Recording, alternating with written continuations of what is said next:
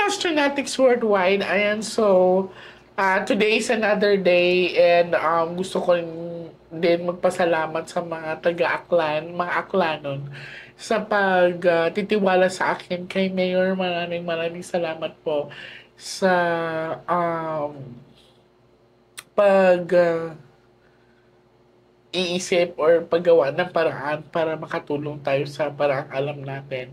So, last day kasi, the other day, talagang pumunta kami sa Aklan.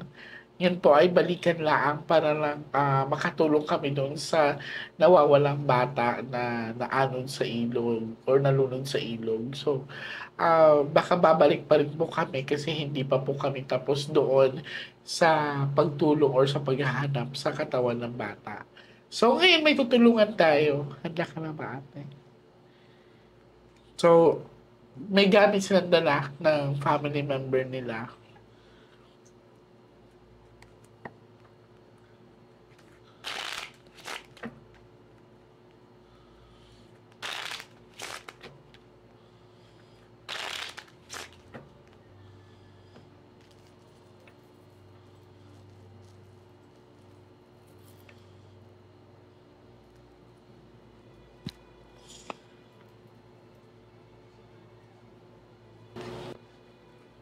So now, ate, I want you to focus. I want you to pick one card. Thank you. So, ikaw po ito. Sorry, ilang taon na siya, ate? 33.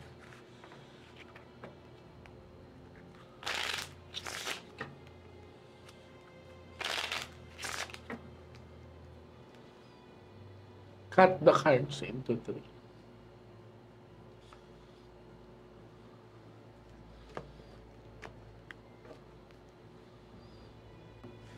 Kuha ka po ng 7 cards of total. Lagay mo po dito.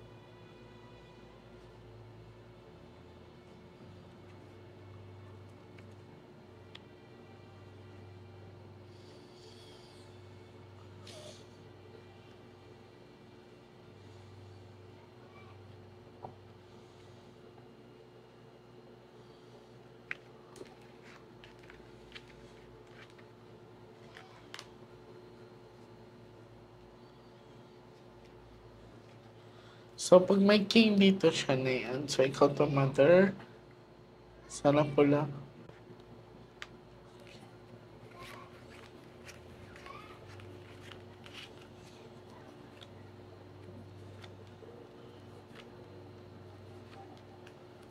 Sharp option. So, sa pinapakita sa akin, sa mga baraha, kung mapapansin niyo po dito, 7 of hook heart, ate, ibig sabihin kasi, pag heart, naka-hook, ibig sabihin hindi ibang tao kakilala. Okay? Sa pinapakita sa akin dito. And eto, mother, so maaring ikaw to ang pagluluksa or dito sa yung tears pa rin.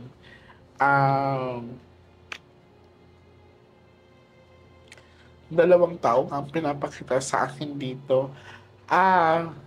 Plus, pinapakita din sa akin dito, ang flower kasi is something to do with movement. So, nung araw na yon ang pinakita sa akin ay parang paalis si kuya. So, tingnan pa natin, ha?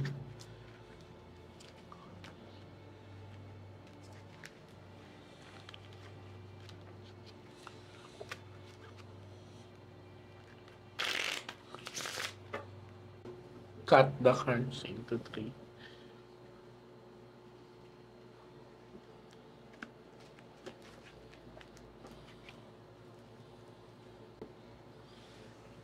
Kuha po kayo ng 9 cards of total. So, sa pinakita sa akin ng mga baraha, kakilala niya ang gumawa sa kanya. And nung araw na yon is something to do with parang paalis talaga siya. So, inabangan, saktong paalis si kuya. Kasi ang flower is something to do with change of direction. Di ba pag mahangin ang bulaklak gumagalaw? Kung papansin nyo dito, may mga flowers. So, malinaw na pinapakita sa baraha, siya po ay aalis.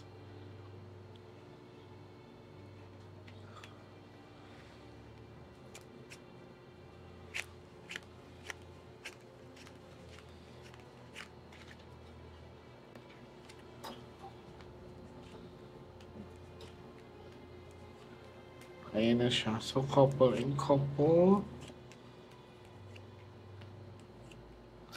Kakilala mo din. Kasi this is couple and couple, no?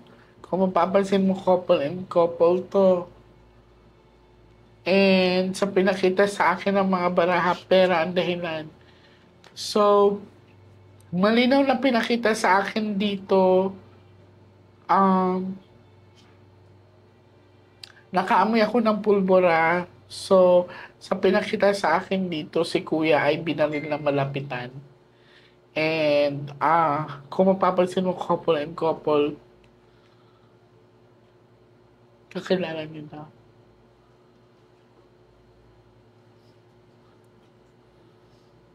Tapos pera ang dahilan, maaaring ito ay may pagkakautang kay kuya or si kuya ay may hiram sa kanya. Pero sa pinakita ng baraha, yung ang bumaril sa kanya ang may pagkakautang sa kanya. Couple and couple po yan. Kung may number 3 of hearts po kasi dyan, ibig sabihin, third party involvement. Ibig sabihin, ang dahilan ng pagbaril sa asawa nyo or sa family member ninyo ay tinatawag na mga karelasyon or let us say mga kabit-kabit. Pero mapapansin nyo po, pagka ganyan po, matakot po kayo. Kasi couple to, tapos may extra babae dito. So kung mapapansin nyo, couple to, yan, and then couple din to. So ibig sabihin, hindi involve ang relationship dito. Malinaw na pinapakita sa mga baraha. Pero ang dahilan. Okay. Liligaluhan ko po kayo ng 13 cards, tita, ha? Ang parte po ng katawan na naramdaman ko masakit sa akin is yung ito, dito sa bandang ulo ko at saka yung ito. Pero ito talaga ang medyo naging impact.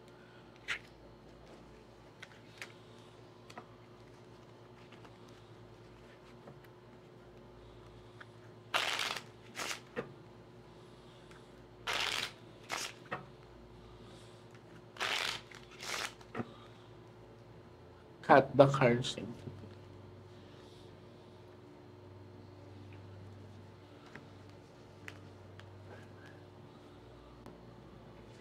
Kuha ka ng 12 cards of total lagay mo dito.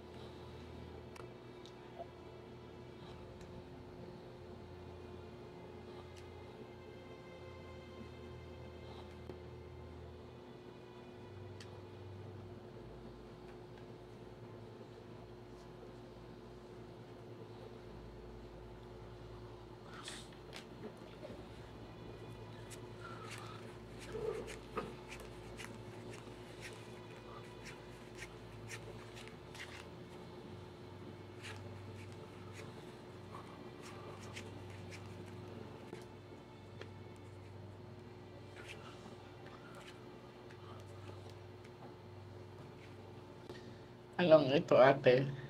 Pera. This is big amount of money.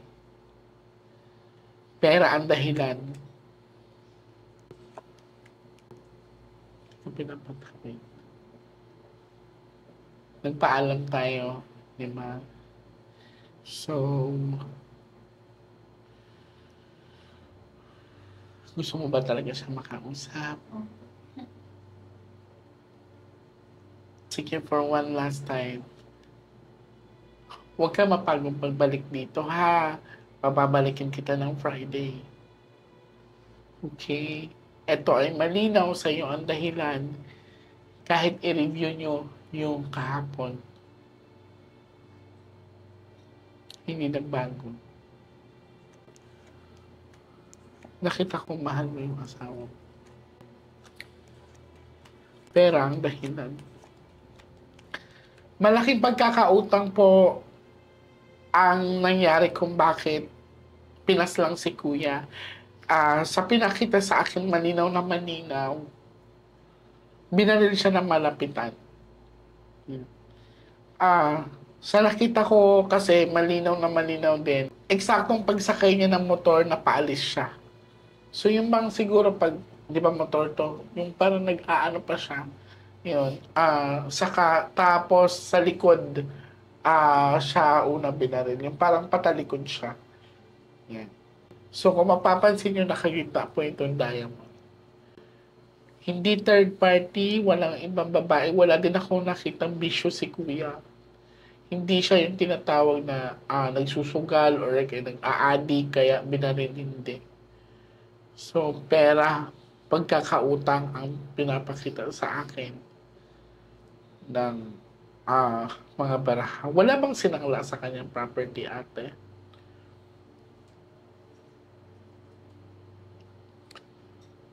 Wala siyang listahan ng mga umutang sa kanya. Ano, pero yung iba po kasi ay, iba po yung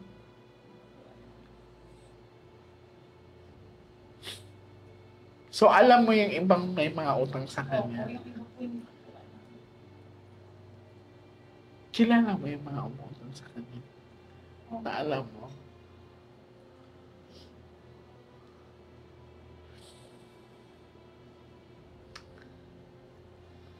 Sige, tingnan natin ang 13 cards, ha.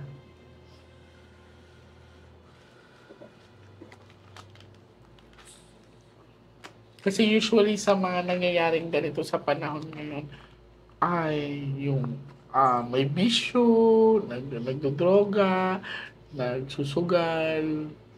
Ito hindi eh. Parang mabait si kuya sa nakikita ko sa aura niya. Parang nakakalungkot isipin na may mga tao sa mundo na hindi talaga marunong lumaban ng patas.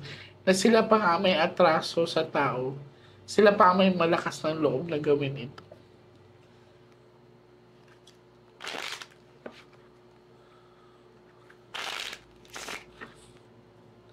Cut the cards into three.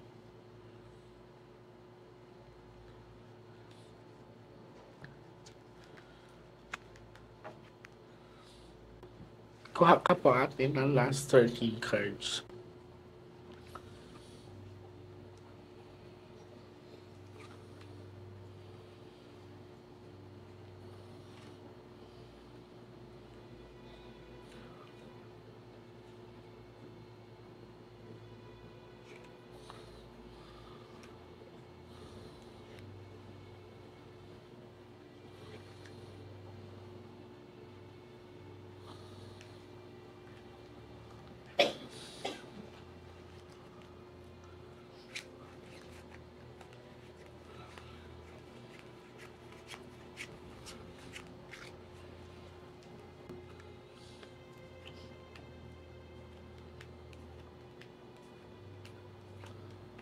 Bata pa. O hindi matanda ang bumaril sa kanya, ate. Oh. Ayun, kahit anong gawin natin, di ba sabi ko sa inyo, bata pa yung bumaril sa kanya. Yung king andito, tapat-tapat pa sila. So, ibig sabihin, kilala niya si kuya, alam niya kung anong oras siguro aalis. Yan. Hindi ito yung tinatawag na professional gunman. Hindi. So, pinagplanuhan niya na mabuti ito. Tsaka nakakapagtaka kasi parang alam yung kilos ni kuya ng araw na yun. So, baka kasi ang nangyari dito, baka may pumunta mo na sa inyo na hindi nyo namalayan. May kinausap mo na si kuya sa phone. Kasi parang alam niya na aalis si kuya eh. Basta ito, malinaw po ha. We shuffle it together. This is 52 cards. Ang binuturo ng baraha ay malaking pera na pagkakautang. Hindi pa tayo tapos. Magkikita pa po kami sa Friday. Ha? So, ganun din. Agahan nyo pa rin. Ha? So, naintindihan ko naman kanina. Pero, ayan. Basta punta rin. Balik po kayo. nakikita ko kasi sa mga mata mo na mahal mo talaga ang asawa mo. Okay? So maraming salamat po sa inyo sa pagtitiwala niyo sa akin. Mag-ingat lang po kayo, ha? Okay. Huwag kayong matakot kasi wala namang pinakita sa mga barahan na may susunod or something. Thank you po. Thank you po.